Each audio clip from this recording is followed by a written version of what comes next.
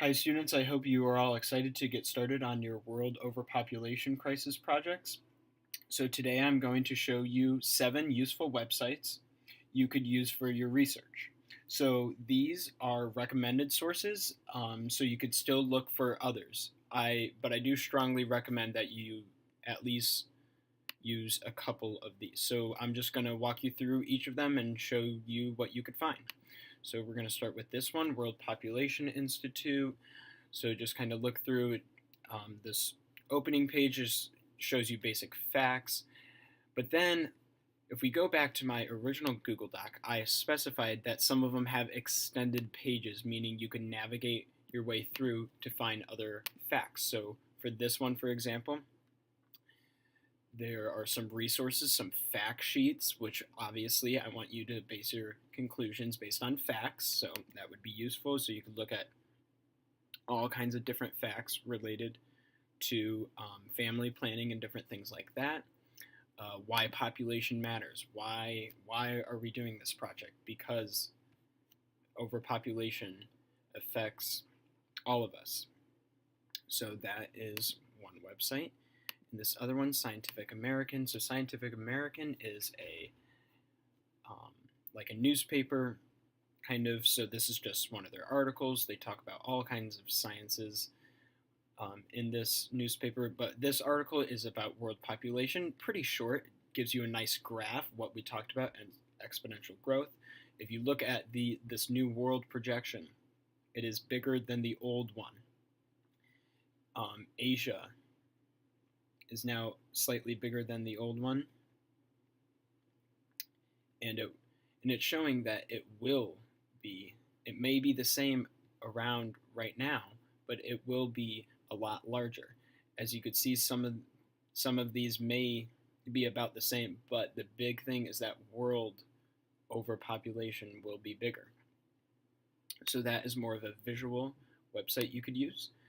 And let's see, our next one, our world data, and this is like also another kind of just another article. It is a lot longer than most of your other ones.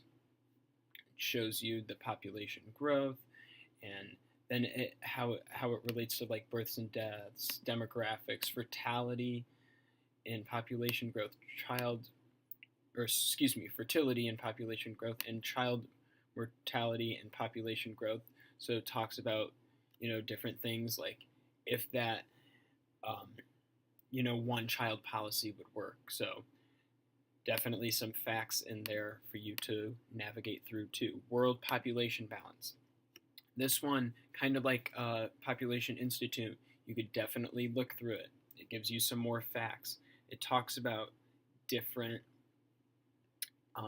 solutions and if they would work, and especially here.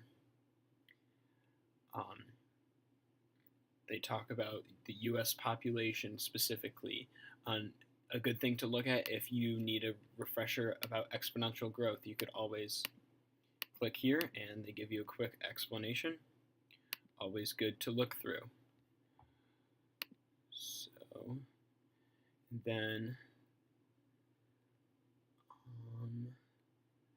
so this is a big, like an action committee who tries to do different things to, make it apparent that world overpopulation is such a problem, and just like an overview and different things like that. So definitely a good website to use. This next one is a lot shorter, and I think this one would be a really good one to start with actually, because it describes why it's a problem in context, and it tells you what the problem is, why it's a problem, and then some potential solutions. So a good thing would be to look for some solutions that you think you'd want to focus on, and then you could show why that is the best solution, or why you want to use a combination of some of these solutions. So just look through, and I think this one is a good one to start with, because although it provides solutions, it doesn't tell you like which ones are better than the others. So we will look at this next one. And this one, I believe, Yes, this one is connected to Population Institute, and this one is a good one to transition to. So after looking at those solutions, you could actually see how these solutions could be implemented, and then why, excuse me, not why, but how they will affect the world population. So education, family planning, just click and read and explore and use facts to draw those conclusions like I talked about earlier. Now, this last one is not the best one to look for facts, but it's more to draw like a picture for to see,